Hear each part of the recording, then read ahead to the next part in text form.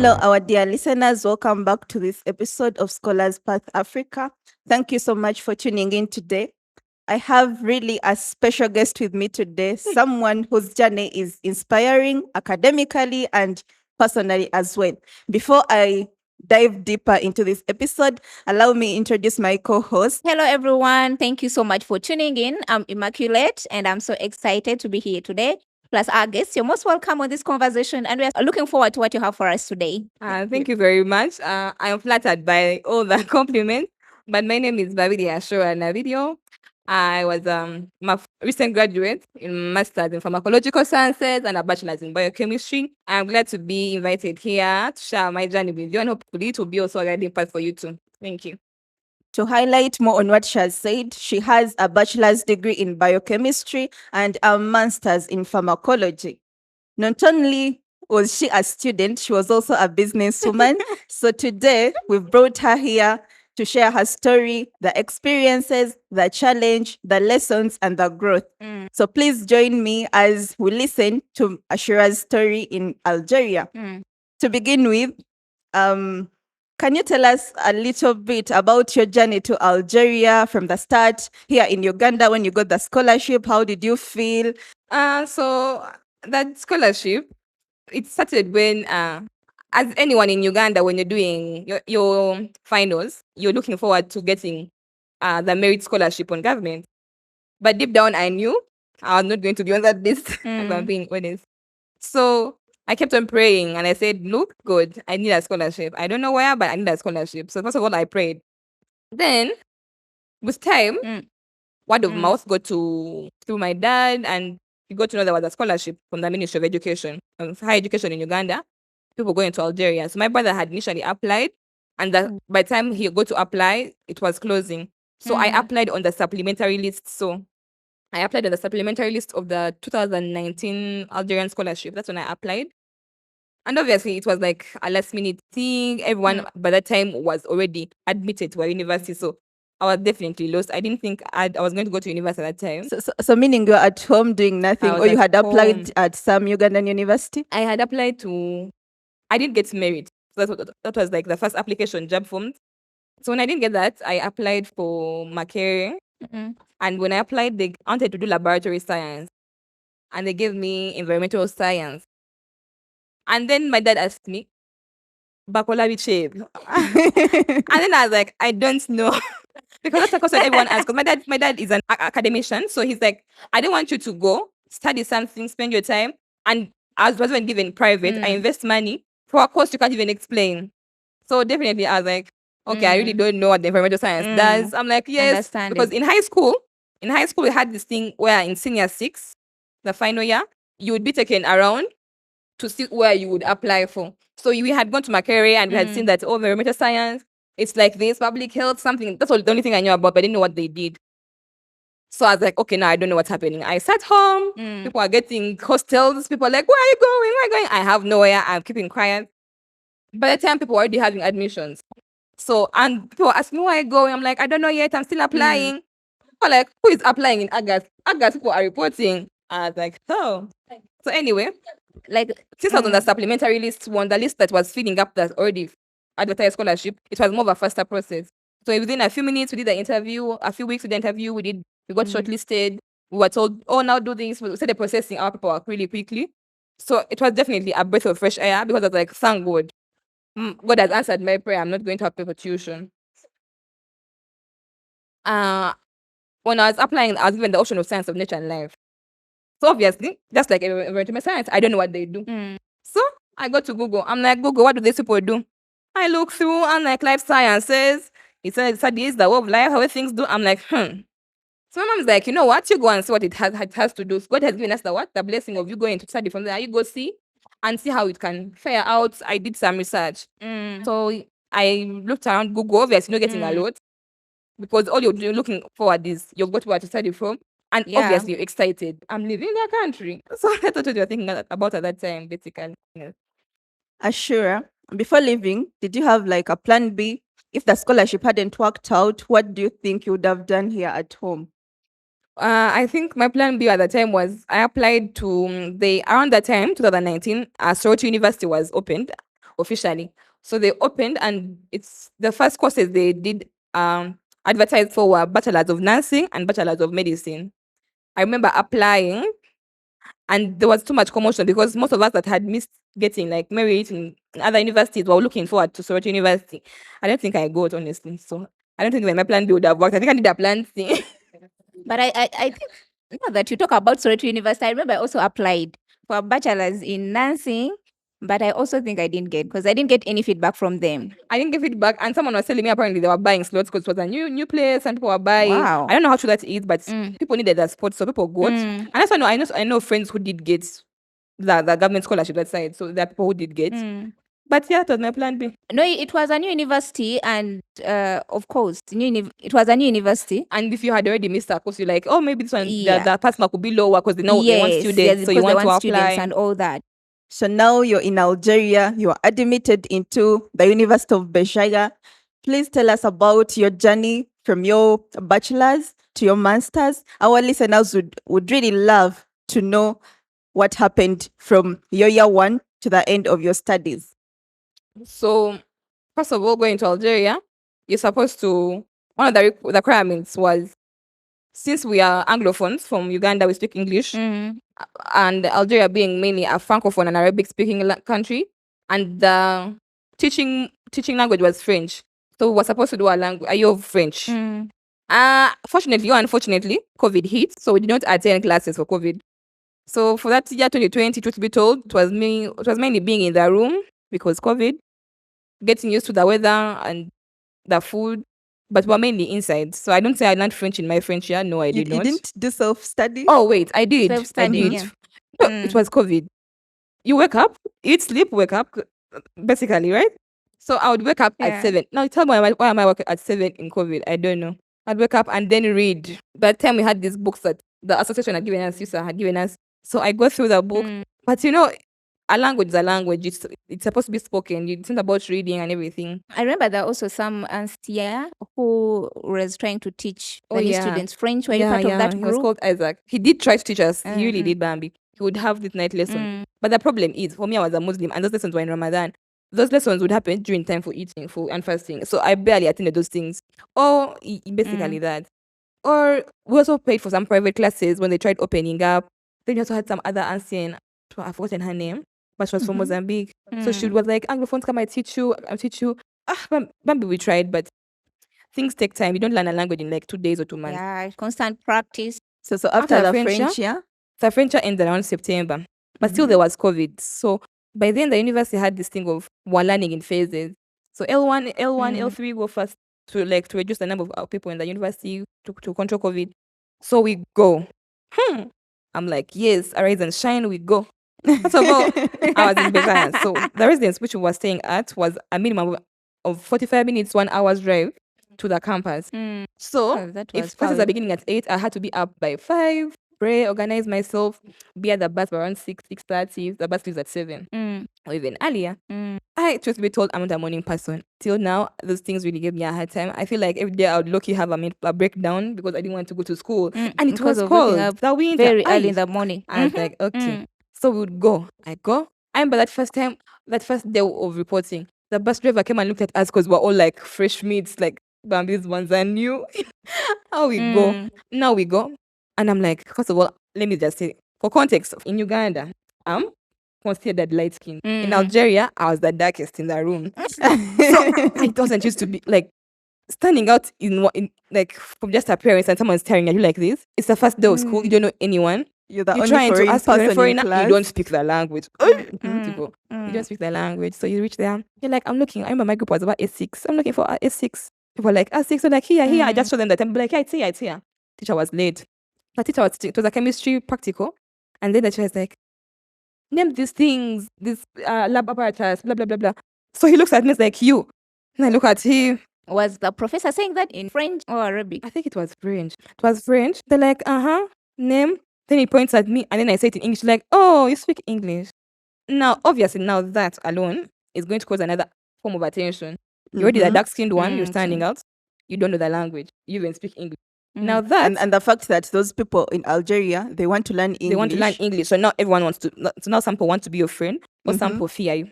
And also you either also look like a bit of, I don't want to say dense, but dense is the word. Like to them, you don't know the language, so they may not think that, oh, you know that much. So it takes time for them to actually know. Like you'll do tests, when you do That tests, you and really then know. things come back, and you're like, And the results I remember come from what back. happened. We had the COVID thing, so we didn't have many tests. So, but I remember we did the exam, one exam. It was chemistry. And for me, I'd come from high school. I liked chemistry. Unfortunately, my USCE results in chemistry were bad, but I really liked chemistry. So coming back, it's my chemistry. I had really done, and people were like, "Oh my!" Some guy was like, "Oh my God, Ashura, you're the best in the whole section. Oh my God!" I was like, "No." From then, And those people they used to check check for for marks because marks in of Algeria, the they foreign check, they students send the marks Mm. in a sheet. on a mark They sheet. send the whole Yeah. mark sheet, or either a In the photo class or a group. PDF, and everything is Yeah. there. If you have a claim, you go You look ahead for your and name. complain. But there's sometimes before I could even check my marks, And someone a has already friend of told you. mine could They've already just told tell you me, what Latif, you I got. got this. And I'm like, You You're got like, this. okay. So some people never used to mind to check. Maybe just to ask, like, by the time you went to class, because I remember when I had just started, you said that when you got admitted, well, even though you did not really understand what the course was all about, you went anyways because it was a good opportunity. So by the time you started class, had you tried like to figure out what exactly Of course, I SNV had is? asked around like people, like, oh guys, anyone doing this course? Anyone doing this course? Now in Béjaia, around that time, were the first ones that were doing SNV. Béjaia was known for economics and language. So were the first. I think the previous year they had begun bringing people doing technology, engineering. Then the next year it was us who came that began doing the SNV and the medicine and by that I mean for the foreign students. The courses were there, but being given foreign students in that area, it was us who were beginning. So we didn't have like Ugandan ancients in that course, unlike other people. So it was more of like touch and go, like see who's going to discover everything. So when you look at the timetable, it was like physics, math, biology, ICT, French, English. You're like, okay. So you go and you're like, most of these things are more of like our A-level content. Because for context, the Algerian system is, I think, kindergarten, elementary school, middle school, high school, and then university. While in Uganda, it is kindergarten, primary, secondary, HSC, and high A-level. Then you go to university. So when you put it in Ugandan standard, it was maybe Ugandan and Zimbabwe standard. It is more of like, who are the elder ones. We used to call ourselves the judges, the older people. Like, for context, you were studying with kids who are like really younger than us. So you'd be like, oh my God, I feel behind. Because imagine someone is supposed, for them, they stop what would consider our O level, senior 4, and then university, and you are then A level. You say there. Meanwhile, you've also lost a year to French. So we definitely felt behind. But when we reached class, I was like, okay, I'm not so behind because we learned these things in what? In high school. But the issue was, yes, you are ahead with the content of what you're studying, or even ahead, but then you are behind with the language. You are behind from the system. That's what I tell people, that however much you may know these things, this is not your usual system. Things are different. Because trust me, we did advanced math. But tell me why first year math was giving me a hard time. Small permutation. I failed It to do gave me a that hard math. time. Small I had permutation, and I don't know what to do. You put, I cried. I even went home, I'm like, today I'm going to read ahead. I read ahead. I went back the next time, I was even more confused. He writes X, like Tita comes and writes X. It's like a U. They have all For us, we kinds used to a of multiplication symbols sign, we they don't write a dot. understand. Their decimals are commas. If you go with this attitude of, I know, I've been this, they told me things like this, you're going to fail, hands down. You're going to fail because that's a different system. By the way, things looked a little bit new that I didn't even know they were on YouTube. Till when they told us, no, you go search for those things on YouTube, you'll find them, and videos I think were that is there. a different kind of math, and I Wow. had never studied here in Uganda. And I was Yeah. surprised that, oh, this also exists. I was very surprised. And you know, those people in Algeria, I think it's just everywhere. Everyone has a different way of arriving to the same answer. But if the teacher has given you this true. method, use it. It doesn't matter if you, in your country you are using blah blah blah, you're going in the air and you're already writing the answer. If you're giving you method, marks, write them because it's very different. I think this can be a good tip for the new students, that do even what the teacher society gives wise. you. For example, the Baganda say, "Mugenda mbaliambo liambo," right? You cannot leave Ugandan system where you attend school part-time, half-time, all those things. In Algeria, you were studying as you are a student full-time. You're given a timetable from 8 to 6. If you're lucky, you have freeze in between, but you do not have that lecture. You're saying, I'm studying evening or day lesson. So you have to adapt to the system you're going. You don't come with the mentality of, Maya, what's supposed to do like this? Yes, you used to do, but now what are you doing? If the system calls for this, I remember even general life. I remember one of the things that we had a hard time, I think, adjusting was when would have to go to report for lunch at the restaurant at mid. In Uganda, lunch is at Is it 13. 11:30? Yeah, 11:30. 11:30. That's when they start they working on start lunch. serving In lunch. Uganda, lunch starts at 1 p.m., 13 hours. So that thing was definitely a very different thing for us. And people, and with sometimes you end up missing supper, you missing food or something like that because for you feel like, it's not yet lunchtime, I'll wait for that or something. Yeah. So going back to your course a little, most people when they're given SNV, they turn down those opportunities because they do not understand what it is about. And most parents, upon hearing, your kid has been given SNV, are like, what is that about? They do not know what's included in the SNV course here. So you did a bachelor's, you have a bachelor's in biochemistry. How did you transit from SNV to biochemistry? Because for us, we know SNV, we do not know biochemistry. How did you go from SNV to biochemistry? Our listeners would really love to know that. So when I was given the course Science of Nature and Life, what all other people call it as life, no, it has life sciences. So obviously you find the basic information on Google and whatnot. So when you start studying, the first year is mainly an introductory part of it. It introduces you the different aspects of life sciences and what it entails. So some of the specialties or how should I say it? So you be introduced to different modules or course units. We introduce you what the course entails. So at Béjaia University, what we had was first year was basically introductory. You study and everything, you pass, alhamdulillah, you go on. So you have this thing called fish devil, a choice sheet. Sheet, is it? So when you you get it after you've been confirmed, you've been admitted to the next level, To second year? second year. Okay. So you would fill it in immediately before the year closes. So you would fill in what your choices would be. In our year, we had biological sciences, biotechnology, food and nutrition, ecology. Biotech? Yes, biotech was there. Biotechnology was there. Basically, And food sciences. food sciences was also there, but then there's other two. It was It's okay. we can physiology or continue to something, that. plant physiology, animal physiology. Yes. And animal physiology. So I did do biological sciences because there's also an option of if I had done biological sciences, I would still do biotechnology because I wanted to do biotechnology at some point, but I was like, I'll do it later. I don't want to specialize right now because in our university, we had those courses that were very competitive. We had microbiology as the highest ranked course specialty, followed by biotech. How was it in your university? Were they also ranked from the highest? for my university, definitely, the higher your grades were, the more you had a choice. For example, if I passed highly, I'll definitely if I wanted to do any course, I wouldn't think twice. But people that usually failed and they were given like, if you were to pass, you do this course. That people usually did plant physiology and animal physiology. Yeah, they usually get them those courses if they had the really bad marks. So those are the courses someone with a low moyenne or It's not because they were not 0.54. modules, they're not courses enough. It's because the courses were there and they needed students. So it was either for you to decide, I either repeat the year, or I continue with this course. So it was up to you to choose. And usually those courses had very few people, but definitely biological sciences, biotechnology, those ones had more people. Now, obviously, biological sciences is still a wider thing. So were the specialty that in third year had to choose again, while all the rest of them had already chosen. Now for biological sciences, because why did this come that I was choosing courses that didn't need to specialize early? I was still discovering. I'm not going to just decide on one thing at the start. So I'm like, okay. But you I had definitely a knew direction. that biological science is good. No, I was either choosing because- biological sciences or biotechnology because I knew biological sciences, so either going to be biochemistry, microbiology, and other things. Now, see how God loves me, or I don't know, God loves me, tested me.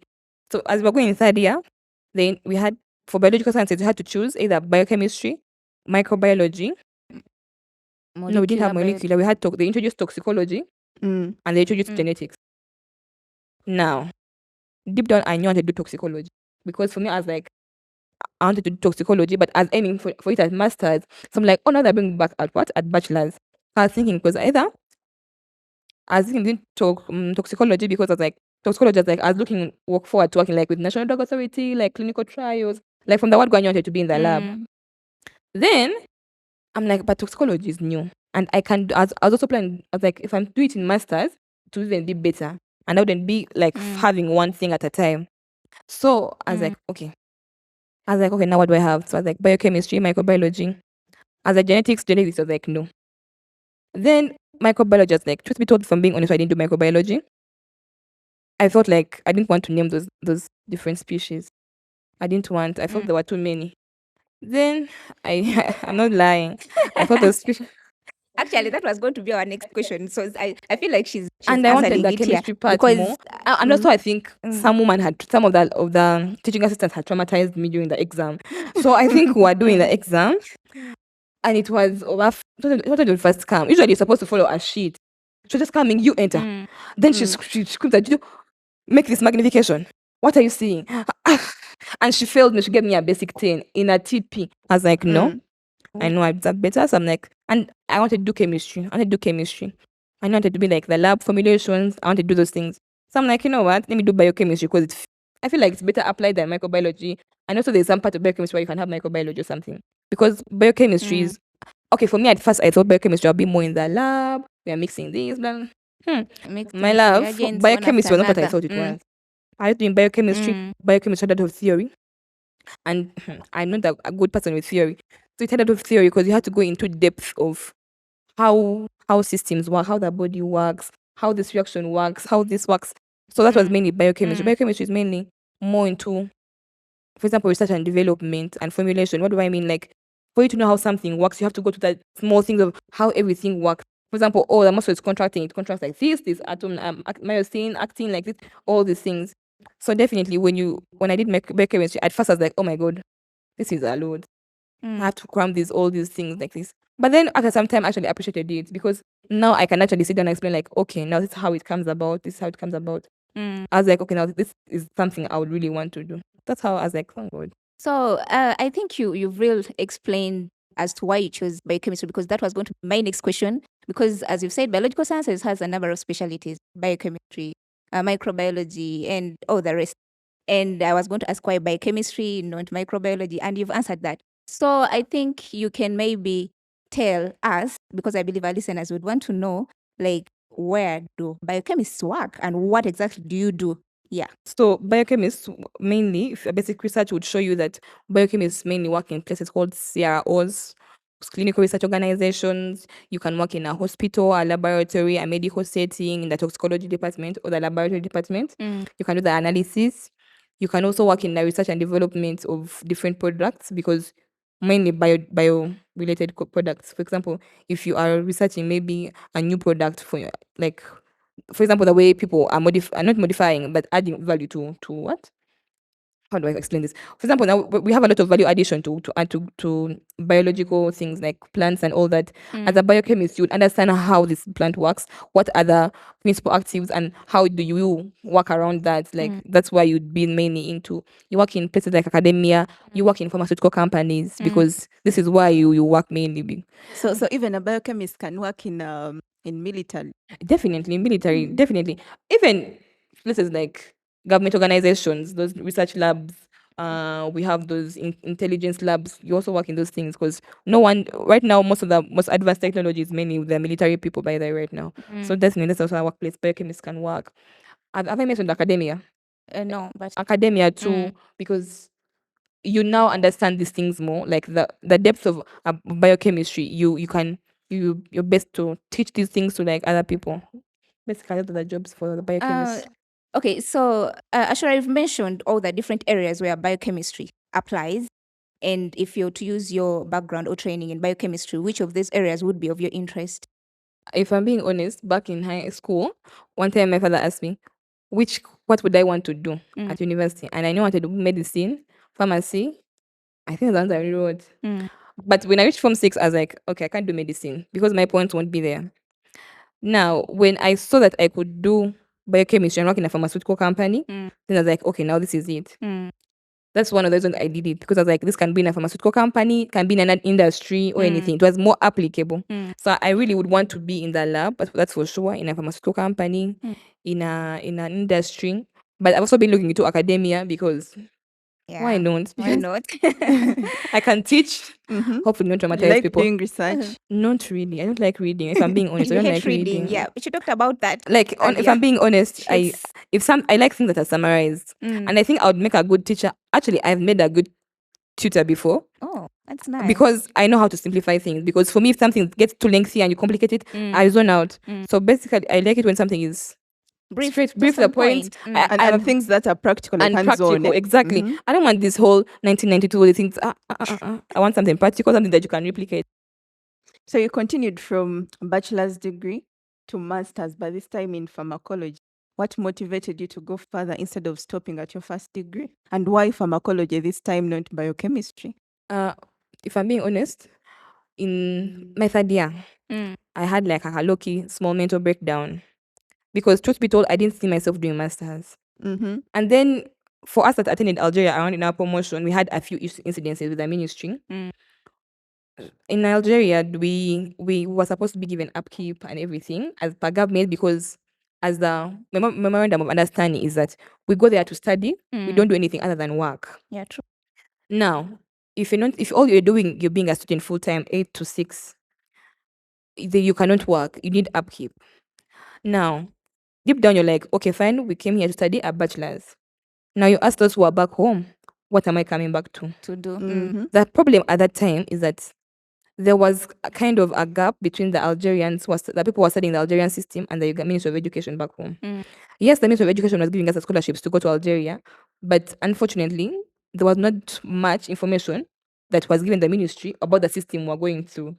So people that had come back earlier before us had told us that they were finding it hard to integrate. And someone was telling you, and you had stories of someone telling you, I came back with a biotechnology, master's of bachelor's in biotechnology, but people are not accepting my bachelor's because it's a 3-year bachelor's. They think And it's not considered here in it's Uganda. not considered in Uganda. In Uganda, they want someone who has done a 4-year. Yeah, 4 years. People do not understand that in Uganda or in other countries, per se, people are studying part-time, half-time. I'm a student 24/7 the other side. What you're studying in 4 years plus, I'm doing it in 3 years because I'm doing full-time. I'm a full-time student. So when people find it hard to understand that part, for them they're like, no, you're not competent enough. So I was like, am I going back home to start over again? You've been on a foreign land For 4 for years. 4 years. People back home have been studying and working at the same time. They are ahead. True. People are graduating. People are getting married. People are giving working. birth. There's you struggling. What am I doing with my bachelor's? Like, I understand everyone's timeline is different, but let me be honest, that comparison is always there. Yeah. That comparison is going to be there. You're going to be always like, oh my God, there's someone who has done this. It can be a motivating factor, but also really But also it comes demoralizing. with some bit of pressure. Yeah, it comes with a bit of pressure. People have graduated with jobs. And even that side, particularly in my university and my course, it was not a must do internship. It was my personal effort to do an internship. Tell me why. Now, for people who are doing architecture, for them it was even worse because they were telling them you need the Algerian bachelor's and master's be equated to a Ugandan bachelor's. And someone was telling me, if you come home with a bachelor's in biochemistry, you're going to be given a diploma. If you equate, you'll be equated to someone who has a diploma. I'm like, 4 years. And I get a Studying in diploma. French. You're telling me I have what? A diploma? diploma. And you're giving me, and then also you have Like a a diploma here is like 2 years. 2 Yeah. years. Diploma in 2 years. biochemistry. So 2 I'm years. like, and even they were telling us allied health has to give you a license and everything for you to practice and everything. But then allied health also now, it was a lot of complication. Deep down, I wanted to come home. I was too tired of Algeria. I literally had a mental breakdown. I remember for like a month, I had my suitcases packed For a month? for a month in my room. And I was like, I have to leave this place. And I was like, I have to apply for something, for some scholarship. Even in third year, by the way, there was a pressure of leave Algeria, go to another place where you can now where you can go past studying. Sometimes, me, when I lived in Algeria, there reached a time when I felt like I outgrew that place. I wanted something different. Actually, I someone think said it in the way that made sense. He said, being in Algeria, for most of us, was like being a fueled car, but running around in circles. There's nowhere else you're going. You're in the same circle. Same circle. routine. Imagine you wake up, eat, sleep, go to school, come like back. even some of us that try to do different things, like, I'm trying to do like personally I had something like baking business and something of the sort, cooking and doing those whole things of private catering. I did those things as a way of like, let me take my mind off the routine that we have. But even with that, there was no growth, because compared to someone in Uganda, I would be way far if my business was back in Uganda than someone who was that side. At some point, you transferred universities from Béjaia to Babzwa, right? Yes. To University of Babzwa.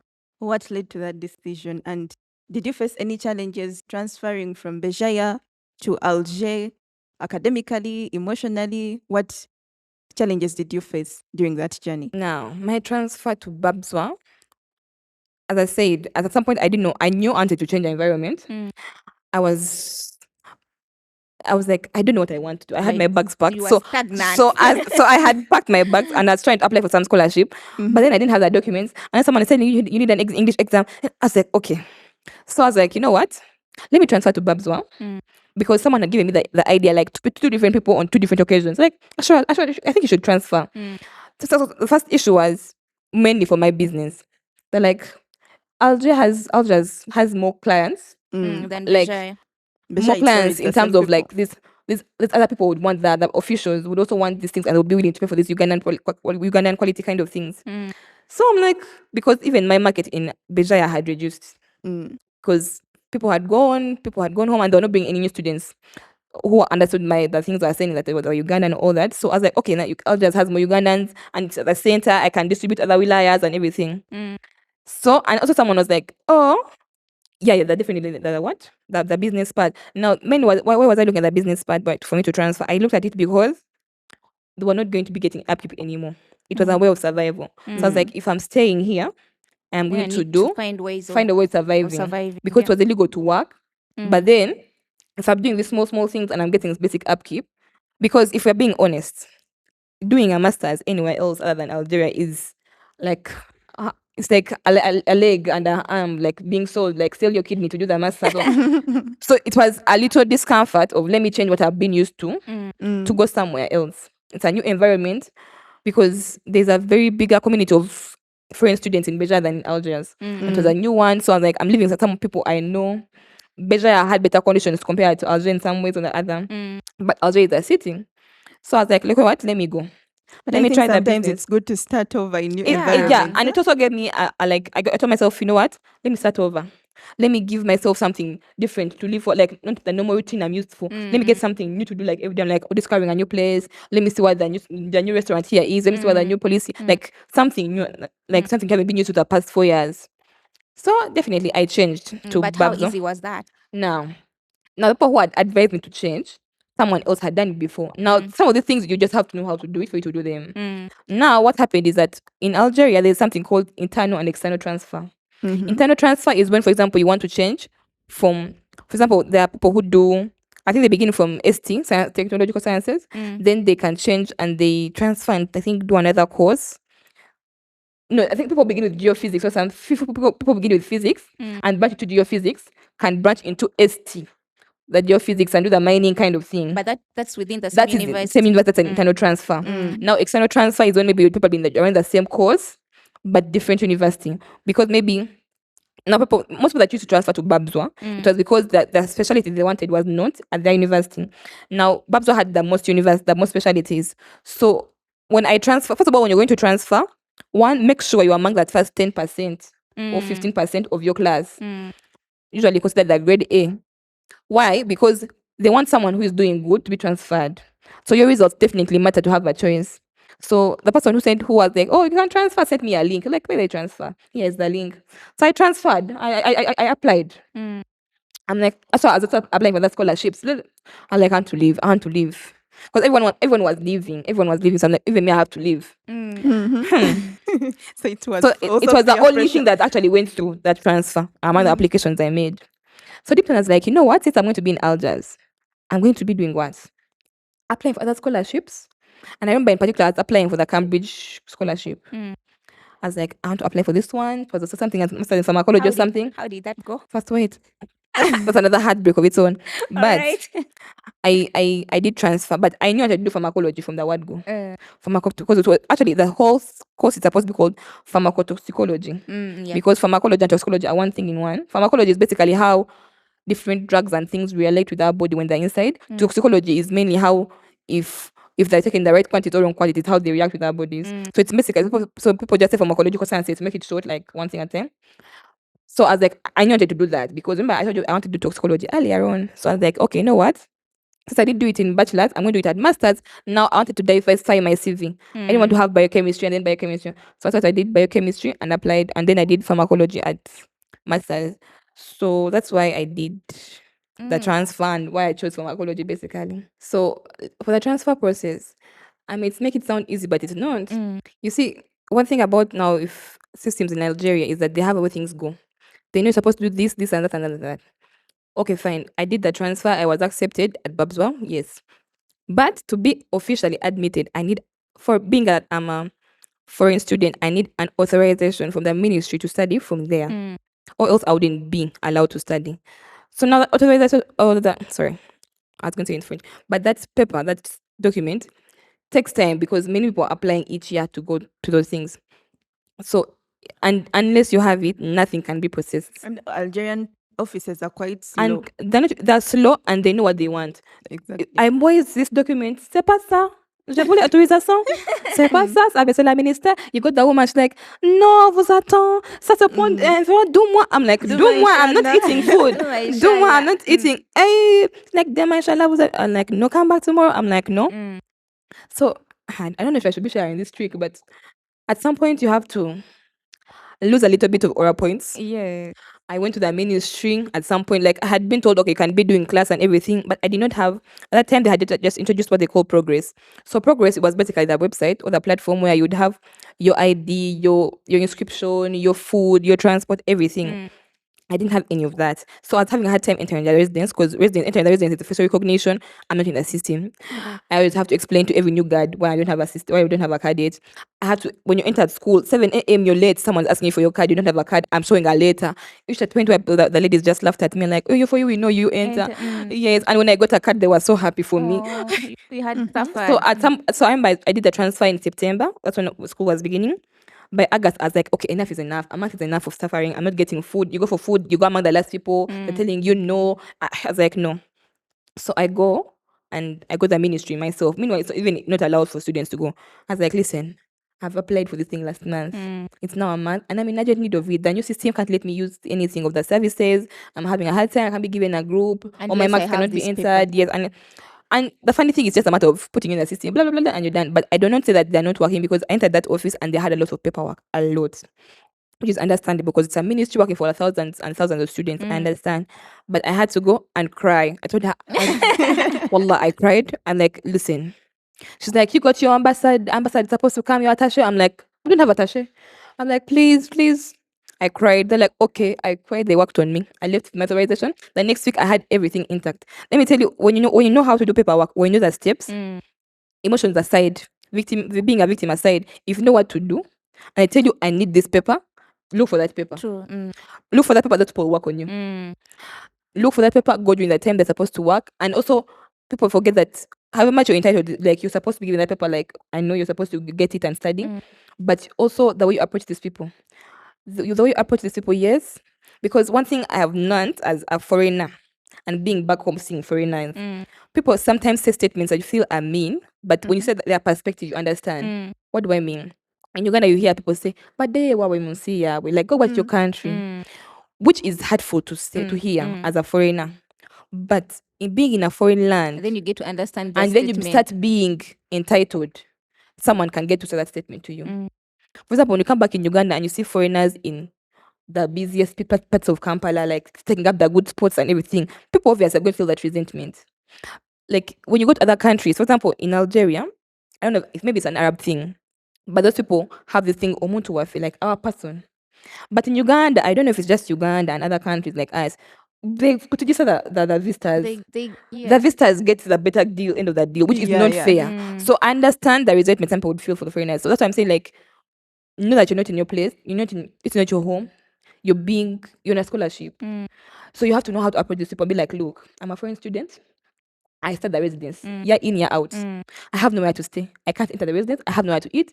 I have to go to class. Someone's going to look and be like, okay. But if you come and be like, oh, me, I'm in Nigeria, I'm going to go call the ministry. I'm going to the ministry and I'm going to complain you're not treating me rightly. Racism. I'm not saying those things don't happen. Those things happen, but you know when to play those cards, right?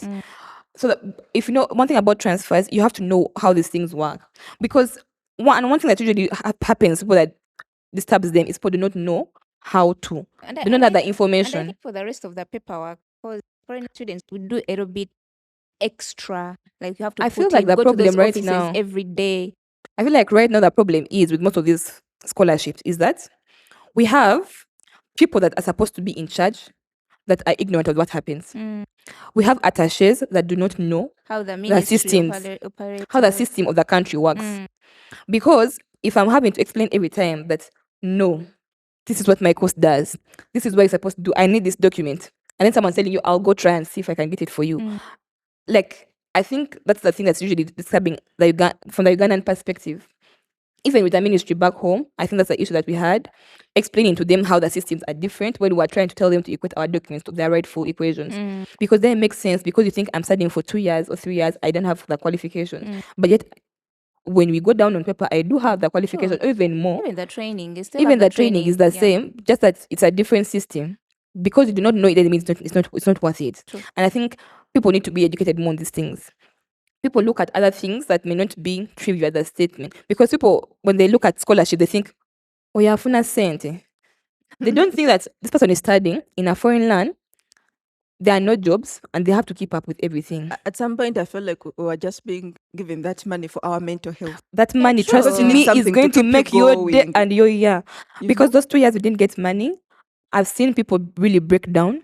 People lose weight because not that you're starving, but there's something called security financially.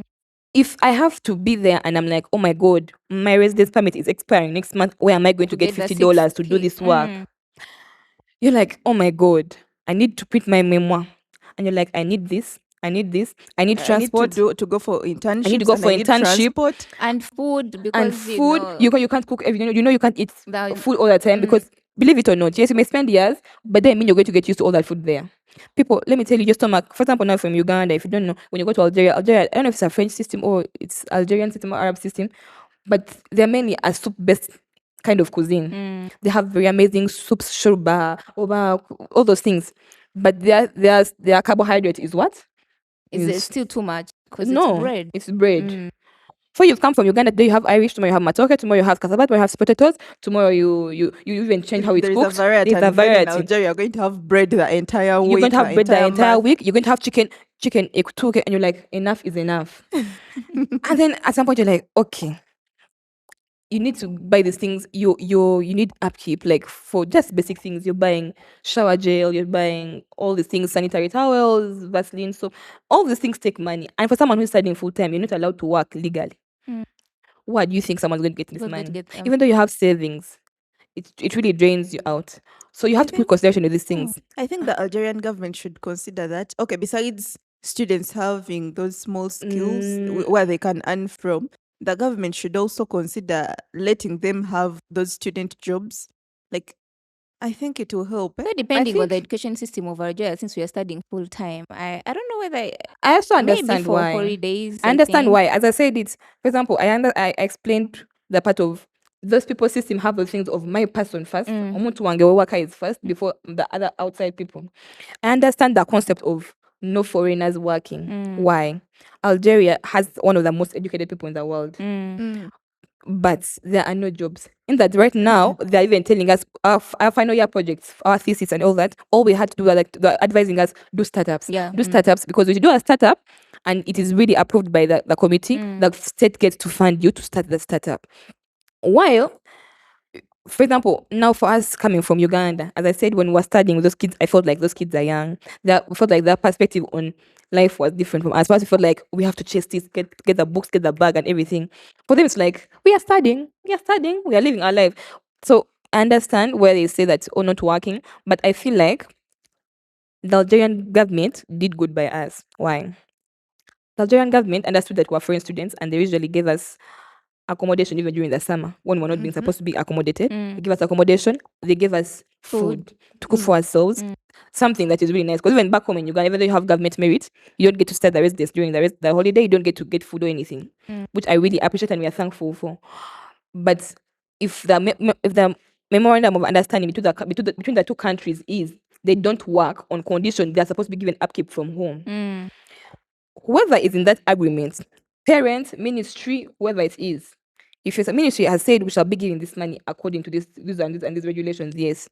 If the parent says I also have to give this kind of money, so be it. Yes. But it shouldn't be, because unfortunately, we have people who may not be happy that people on scholarships are getting money, because people be like, Olimo, you're a student, why are you getting this money? Someone forgets. For example, I'm a firstborn back home.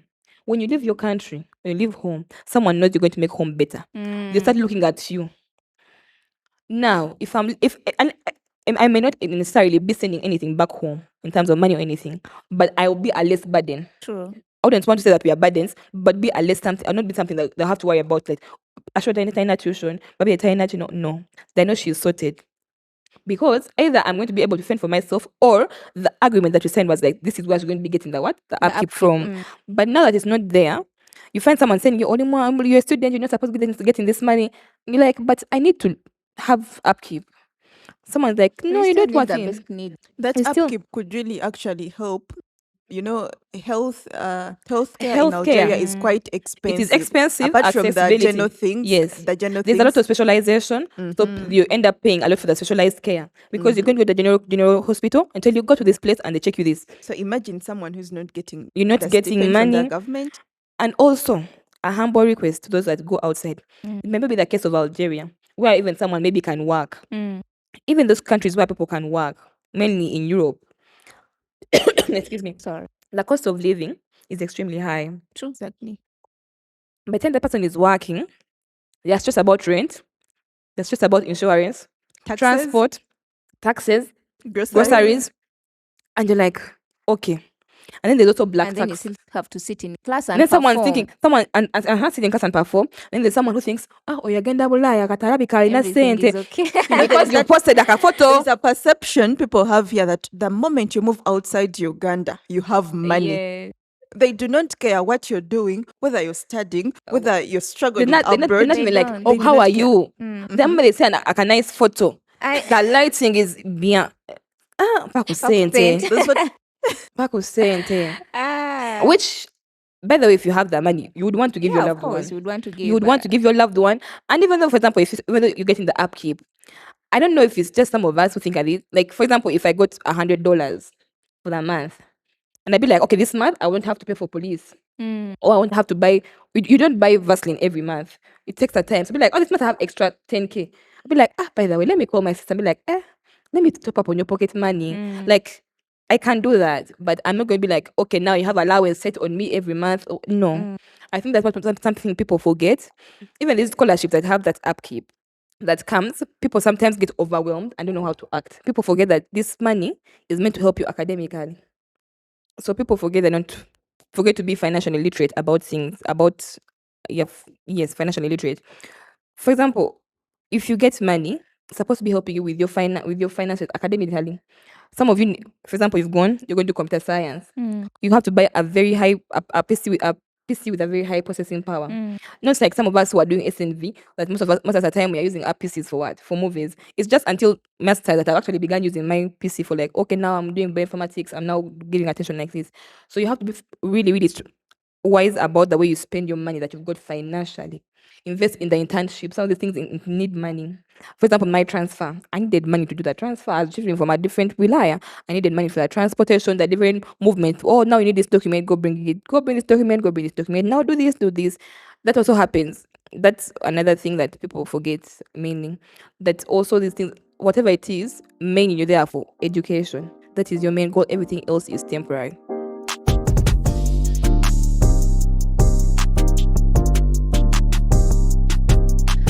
Ashura, having changed the university, can you please tell us how did you find the new university you joined, and you also please tell us more about the pharmacology, like what it entails, what do people do? Also, would like to know what are some of the things that caught you by surprise at that university. Okay, so now transferring to a new university. When I was transferring, everyone was telling me, that university is not like the one you've been at. People are too serious. Here, people are made to repeat like nothing. So much. Universities in Algiers are very competitive. Apparently, it is a very competitive one, Mm-hmm. according to people. But my experience says otherwise. So what happens is that I'm like, but we've been reading in Béjaia. What do people mean? In Babza, people have to read more. Everyone was saying the same thing. It's not Béjaia, take you. I'm like, you know what? I know what I'm doing. So I transfer. And then now, what people don't know about transfer is in Algeria, when you're committing to a university, you give their original documents of the previous level you finished. For example, if I'm doing bachelor's, I give them my name or what's called baccalaureate. You give it there, and they send the original document. Now this time on, I thought it was just the baccalaureate. I'm like, oh no, I also want your diploma. Wow. We also want your class more. They also asked me for my birth certificate. I was like, even birth certificate? They're like, yeah.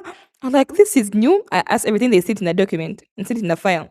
So now, remember, I wanted to also apply for other scholarships and everything. And they also need this document. They also need these documents. You need to translate them. You need to certify them.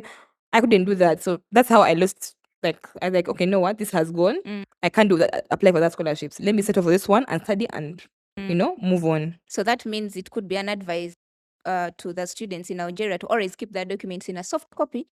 Because Always have them in normally a soft copy. the university retains the original copies. Always have them in a soft copy on your drive, in the flash, or on your phone. Because even sometimes you need to do some quick paperwork and then you need to print the document immediately. I don't know if it's trauma, because yesterday I was talking to someone back home and she was going to town. I asked her, what is your national ID? She's like, home. I'm like, people move without documents these days. I like, okay, it just keeps you on a safer side. Why? You're a foreigner, you're a target. For example, in Algeria, they would have a sweep of illegal immigrants, and most of them happen to be of Mali or Niger descent who are of darker skin. So you being of a darker skin, you're going to be also a target. yeah, so true. your document is going to what? Tell you to know what? Do that. So always have your documents in the soft copy. And also, it's okay if something's don't work out. And maybe also, you don't have to juggle a lot of things. Maybe it was God's direction in his way. Because one thing people don't tell you, applying for scholarships can break you. Just applying.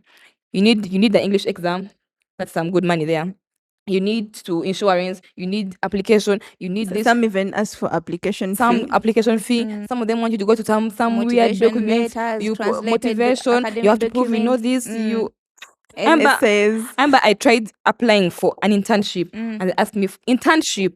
They asked me for 6 months experience. In Oh. what now? Hey, people, I was like, internship?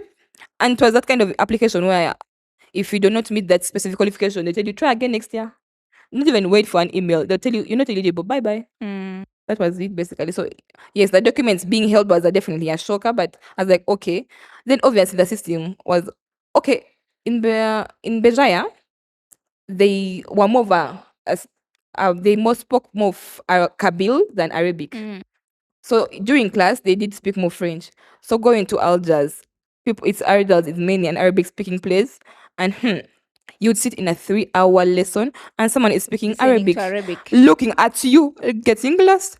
And someone asks, vous avez compris? What Like, do you what do mean? you mean? And they ask After that 3 hours of in speaking They Arabic. ask you while looking at you, and you're like, you know, I haven't understood. If you haven't understood anything, put up your hand, ask. And you're like, first of all, I'm tired. 3 hours is a lot. And then you have another 3-hour TD or something. And then, and by the way, you have to note that these are like the main course modules. units, yeah, Like they have a 5 coefficient, and you're like, okay. So another thing people do not know that most of us Anglophones have to reteach ourselves. Yeah, we do. You a go lot of attend, you have a self-teaching. clue from the diagrams on the board. You write down whatever you can understand. Then The few things you write, you go back home, look to YouTube, everything, whatever can explain. You explain that to yourself and then relearn it again in French. That's how some of us actually were able to pass. I think for me personally, I think I pass. just takes an extra effort, but definitely you make it.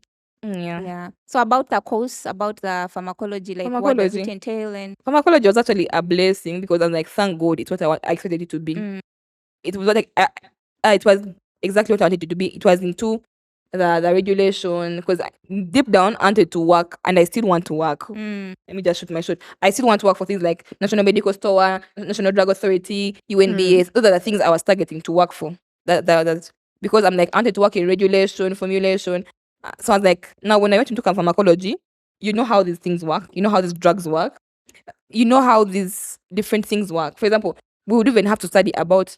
I don't know if you've heard that maybe pregnant women are restricted from eating this kind of food. Why? Yeah. I had pregnant women are restricted from eating purples. It's mainly seafood actually.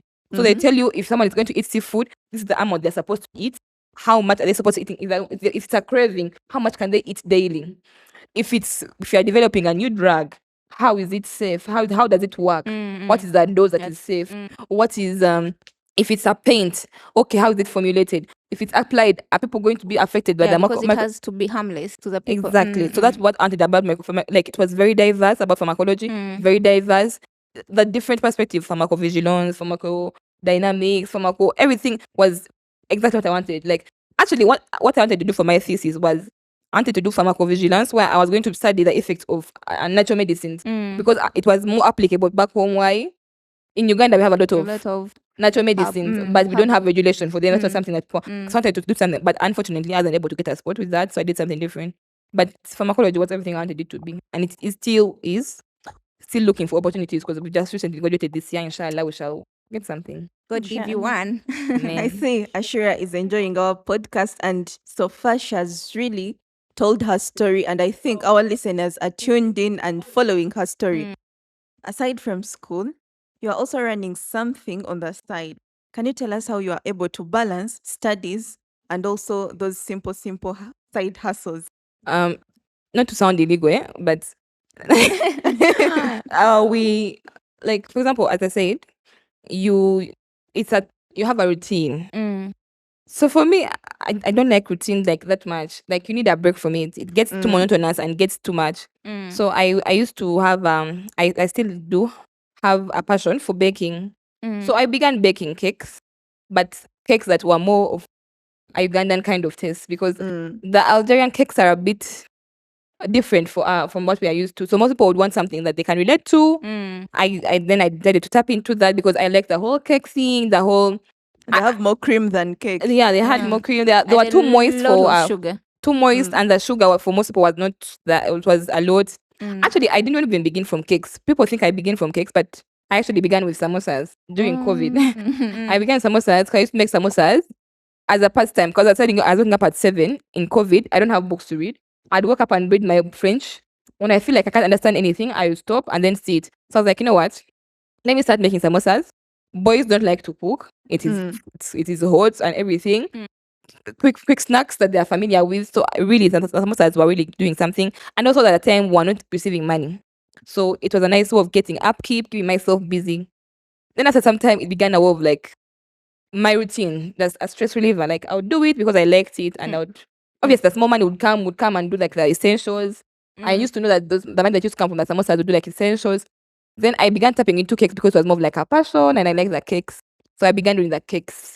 So as the samosas, the market kept decreasing, the cakes kept on getting more traction. I'm not saying I had a business. I don't want to sound illegal. No. But it was just like a side business and people would pay you like at least to get the ingredients and just something like the transport. So it was mainly as a pastime and a stress reliever, basically. Yes.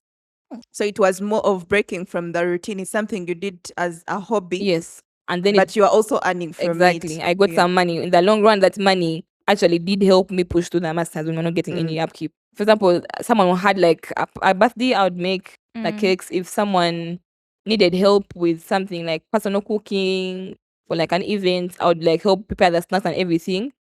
And I would get some money. So that's how I survived when I didn't have upkeep. I think students abroad should intentionally learn some skills before they come back home. Now, for example, I feel like parents should teach their children survival skills.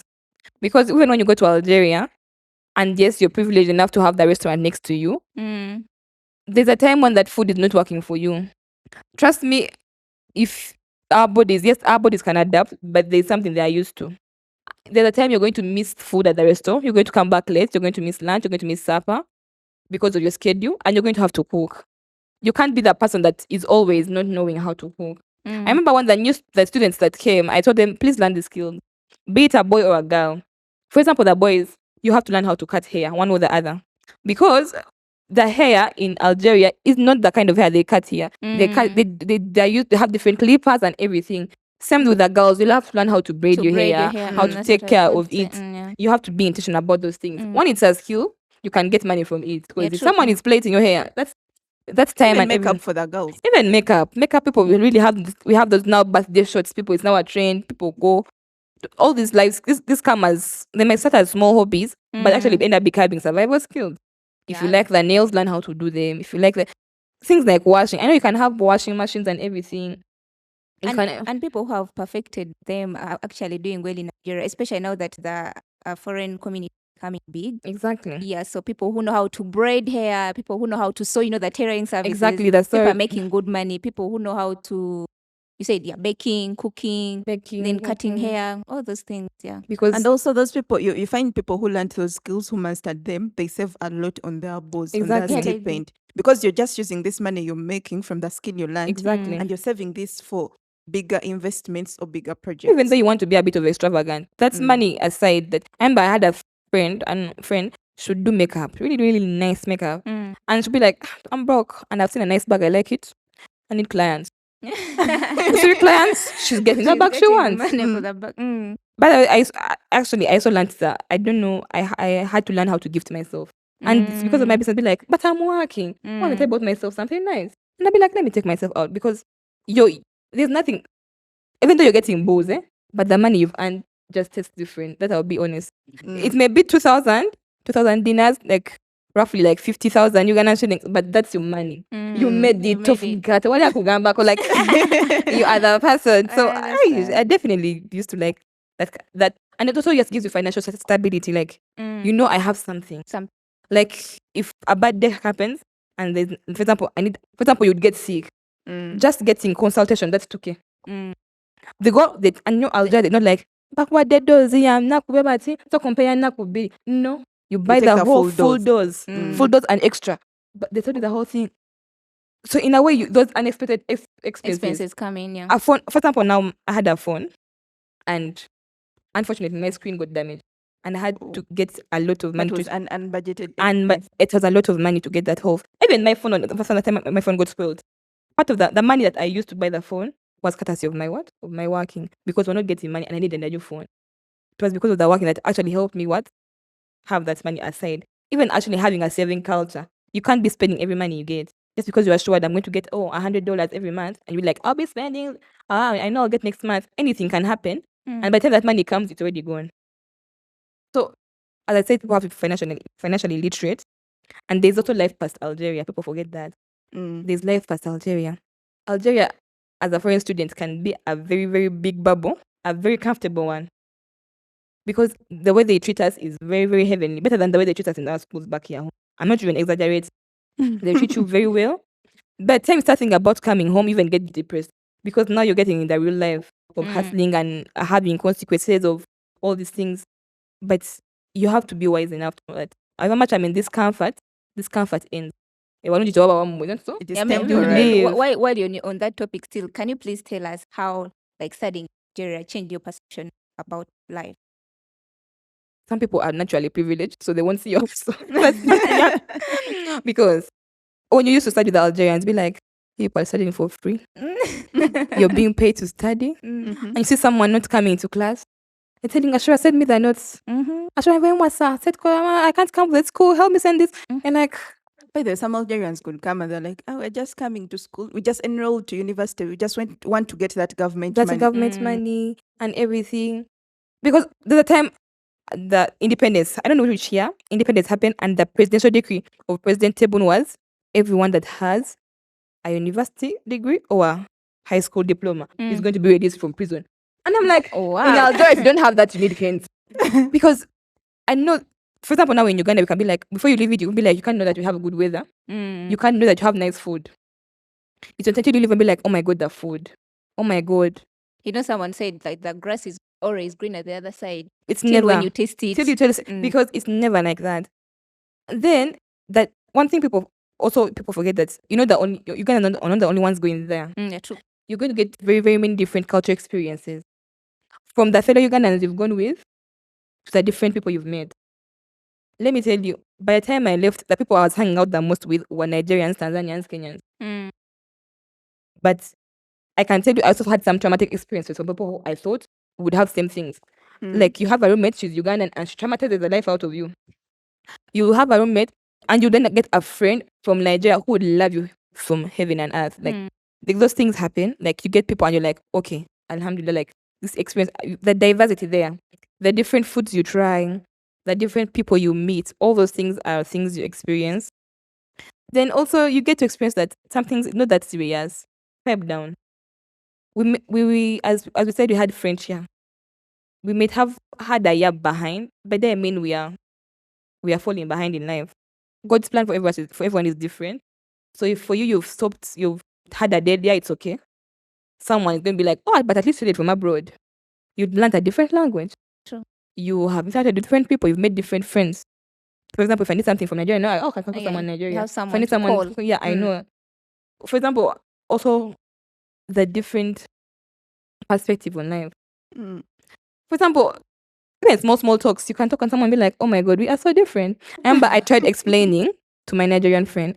I told her how we name. Because I told her, I don't like why people write first name, surname, prenom, nom. I'm like, I'm a Muganda. Those things don't work for us. This thing, now, by the way, I have just gotten used to prenom and nom, and now I'm back to first name and first name surname. and Me, those things better this I time. always question myself. May I "Now, just what is get first ID name? and What write is my surname?" whatever I write in that order, I just write because those things are different. And I tried to explain to her, now for us, we are Baganda. We name according to like these two clans. It's like, what are clans? I'm like, now we have taboos. Don't eat it. Then she asked me, so you're telling me you can't eat cows because it's I'm like, yes. Like, Then I told her, now you can't even marry because yeah, because someone is. and there are things people talk about and be like, oh my God, yes, this and that and that. So definitely, those different cultures that you interact with, you talk to different people and see the different perspectives of everything. So definitely, that's something I've been like, studying from abroad really stood out. And also, I think it opened my eyes. Let's be honest. Doing BCM in Uganda, biology, most of us look to do medicine. Yeah, true. Exactly. But deep Medicine, down, dental surgery. There's deep more down, to you can be BCM. like, and I thank God that I did life sciences because there were many options. Because the number of people who are doing medicine for the sake of doing medicine, the number of people who are doing things for the sake of doing things. You're doing engineering because you're doing engineering. Yeah. I thank God that I had those many options with the life sciences I did. I'm not going to tell you it's going to be, it's going to be smooth, everything is going to flow. Let me tell you, everyone's chapter is different. Everyone's timeline is different. We have just recently graduated, and some people have got jobs, some people have not yet Some got. have not yet. Yeah. I remember when I was living here, I was doing a course at Makerere. My friend made a statement. She was like, "You're leaving the best university in Africa to go to Algeria. How sure you're going to excel in life?" But I was like, Wow. "I'm taking this decision. I'm taking this decision. I'm going for this Algerian scholarship." Doesn't the best university in So, Africa have failures? Because I It don't think does, everyone who went but through she Makerere has didn't made it. understand the concept of different lives. Like we all have different paths. Yeah. Maybe you're going to excel from here, and I'm not going to excel from where you've excelled from. It is different for all of us. She did not understand that. So, Ashura, coming back home, how have you found the people, the community, the job market? Culture shock. Reverse culture shock. First of all, you come back and then even just normal home. First of all, you come back and you're like, I'm come back to our ghetto. Like home is home. Let But me cut you short first.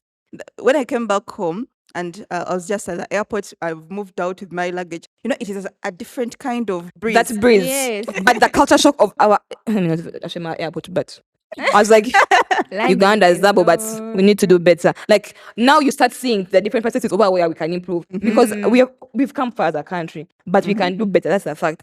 Now getting out like a breeze.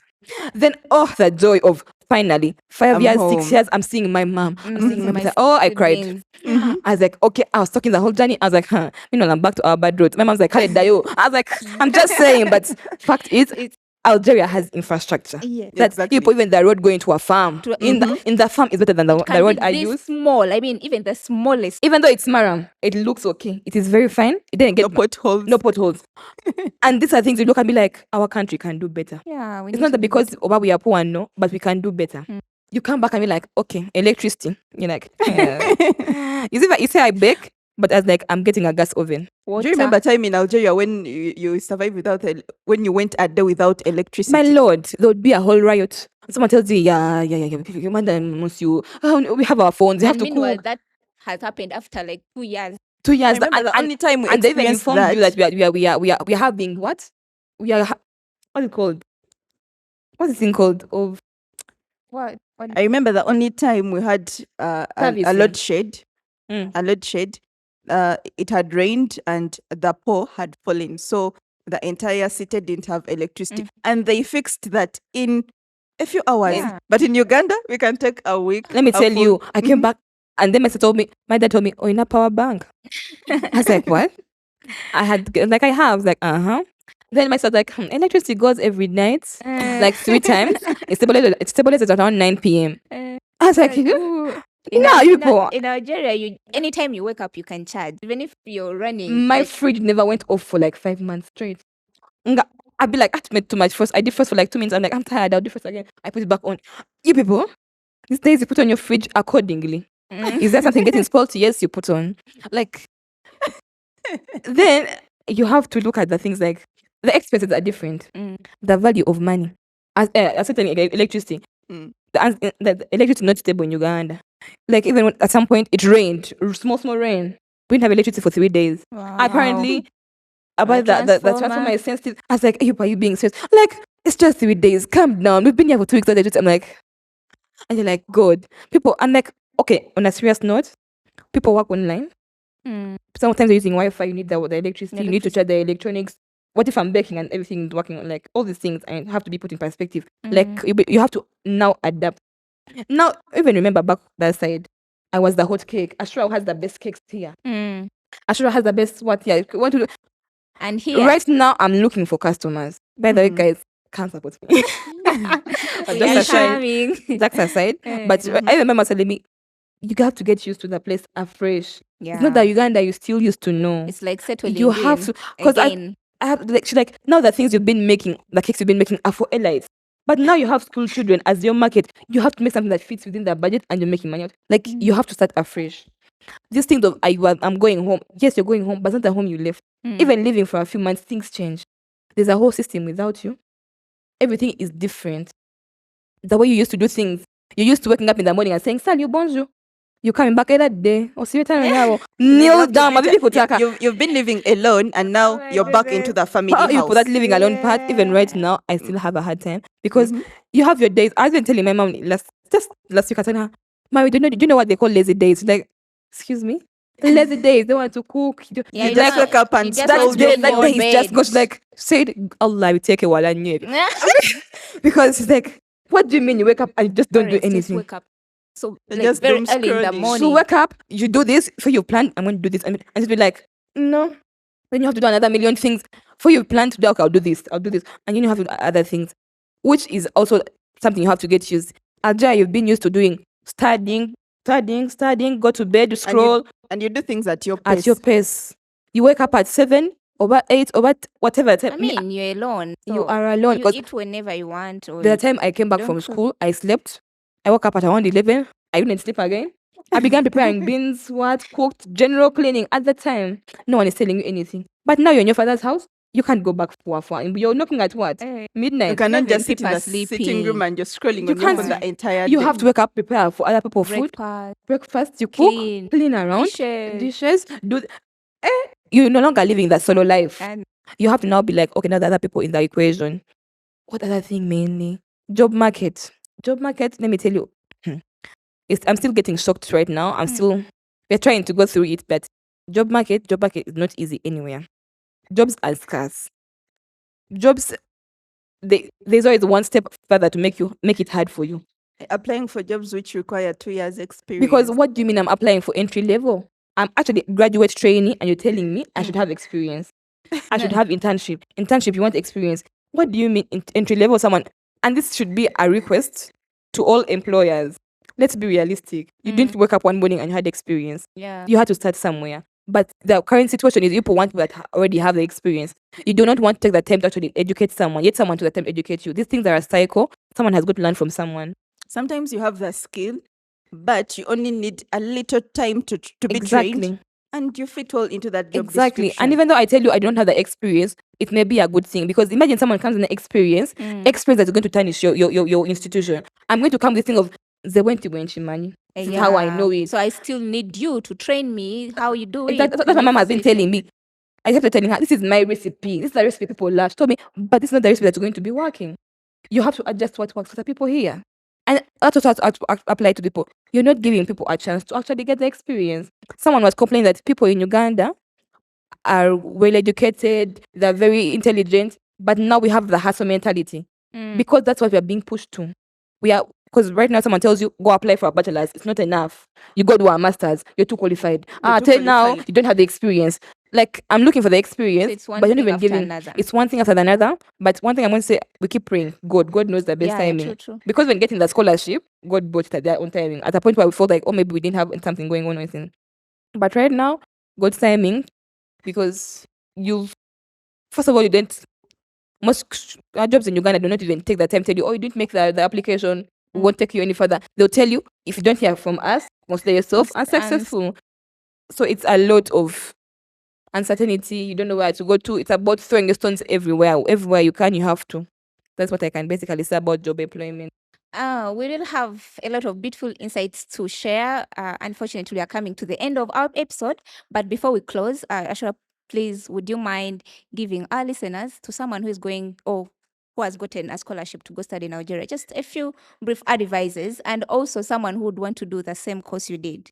It might be not specifically Algeria, but to anyone who has gotten a scholarship abroad, because diaspora life is almost the same wherever you are, wherever you are away from home, it is almost the same.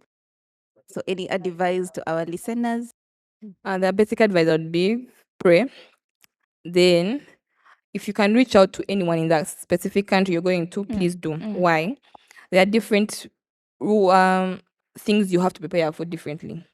I'm not going to prepare for police or for inscription the same way in Algeria as someone who's going to do it in Europe. The things may be different. The dimensions, for example, even passport photos may be different. You have to do those things. Prepare accordingly. As I said, have your documents in soft copy and hard copy. Have a different folder for all your originals, a different copy for all your photocopies. Never give out your original documents unless you're sure that's the system. True. Never give out your Very original documents. important. Second of all, be humble. There are people who come to different countries and they want to show like, they were Kampala in Tambula, Kampala your Nanji man. This is not Kampala. Like, you have to know that it's not your usual stuff. Kampala. Exactly. You have to know how things run. Different people may, like, thieves can spot a newbie and they will steal you. You can be robbed. You don't know the language. You don't know how people work here. You don't know who's a good person. You don't know how to spot a good person or a bad person. So try to be as humble as possible and talk to the people that are there that you need guidance on. Then, as also part of, I don't know, it's also being humble, but be able to learn. You're going to a new system. You're going to leave Uganda with your 15 points, 18, 17 points. And you go there and start getting more of this. 10 average, and you're like, what's happening? It's because you want to think you know, but it's a different system. Be willing to learn. You're there to learn. You may think you know some of these things, but definitely they're going to be adding new things. There's a reason why they're teaching that there. On that note, most people leave Uganda as the bright students, and when they reach in diaspora or in Algeria, wherever they are, they're like, I was among the best students in my country. Hard, yeah. So there is no way I'm going to fail. Not knowing you have to read to achieve that And academic people have this thing excellence. of, if you have this, you've passed. If you have 10, you've passed. But No. that's not the best you can That is do. bare minimum of maybe you have to move on the next one. But this thing of having this, when it comes to things like having choices, you're limited. You understand? Someone who has a 17 more year, no, you're limited because of that. Secondly, I think it's going to go to, it's not secondly, but another point is you're not a savior. These things of acting like you're the savior of your family into a war from you, where you're then going to be doing the savior things. Please, you're not. It's okay if you've saved a little $50, $100, and be like, mommy, here, some money. It's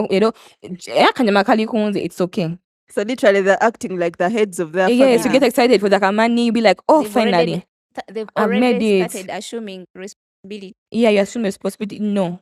And also, a request is that even the people back home should also learn to, I think, be reasonable. Yeah, true. Just when someone has left them in, they've made it in life. People that are outside Uganda are more likely to be more depressed and mentally unstable than someone back home. That person is alone in a new place. They are struggling. They have no one. And then there's you asking them for money. Day in, day out. Like, these people are not supposed to be your saviors in any way. 2, you have to know where you come from. You see, when those first months, even for the scholarship money, when you go to those scholarship money does not come immediately. It's just that maybe some people do it differently. For example, the Zimbabweans, they have a way of making you settle in earlier, and there's a way they do it. But for example, the Ugandan instance, for all that have the Ugandan scholarship, that money takes time. It has to go through the channels of the banks and everything. So And to get a also, bank the account, time you have it to go takes you to police. open bank By the time accounts, all yeah. these things are done, it's like 6 months. You don't have money for this month. And there's someone who's going to be spending like they've made it in life. These people have different backgrounds than you. Please do not save like you're the same people. You're not the same people at all. Learn to live within your means. True. Actually, not even within, below your means. Because in case of anything, you'll be okay. You do not have to break a bank for you to feel like you're surviving. Another thing I would want to say, mainly to the boy child, why main emphasis is put on a girl child, because you suffer the consequences more. If it so happens to be, most of us have left home as girls. We've left home because the first time we're leaving home, like being on our own, is because we're going for education. Some of us have come from a place where it's been school, home, nowhere. You're being protected, maximum security. Now you're out there, you'll be like, I'm having fun, I'm still young. You're sleeping with everyone, you're drinking anyhowly. These things have consequences. They People catch up don't with you forget. later. People use these things against you, unfortunately. Boy child, the same applies to you. People are sick. You have to respect yourselves. Just because, or let's say things get tough, you don't have upkeep is late. That mean you're going to go sleeping around because someone's offering you a plate of food. It doesn't mean you're going to do these things because, and some of them is more like, no one is seeing me, I can drink what I want, I can do whatever I want. True, but in the long run, these same people are going to do these things against you. The same people are going to do these things and be like, oh, that girl was a wild girl. And what if that someone says that someone could be a potential employer? I'm not saying people don't make mistakes, people make mistakes, but be principled enough so that in 10 years, in time to come, will I be proud of this? True. Because there's life after Algeria. Be it financially, be it morally, anything. There's life after Algeria, so people have to be conversant about that. But yeah, that's the basic advice I can give. Make research. Be open to new ideas. There's not only medicine. If you've done biology, it's not only medicine. There are other things you can do that actually there. Actually, right now, the research and development, the pharmaceutical companies are the ones that actually right now having all these positions compared, because we've seen medical people don't have jobs, and yet it's the most prized position in Uganda, literally. So that is it basically. Hopefully, what we shared will be helpful to the next person. Inshallah. Thank you so much for sharing your journey with us today, Ashura. Your story is inspiring, real, and full of lessons that I know many people can relate to. And to everyone who has been listening, we appreciate you. This has been another episode of Scholars Path Africa. If you enjoyed the conversation, please follow, subscribe, and share this episode to your friends or to someone who might learn from it and be encouraged by it. If you have your questions, we shall dedicate an episode to answer them, or you can DM us on our platforms. We shall be answering them. Until next time, stay inspired and keep walking your path. Bye. Bye-bye.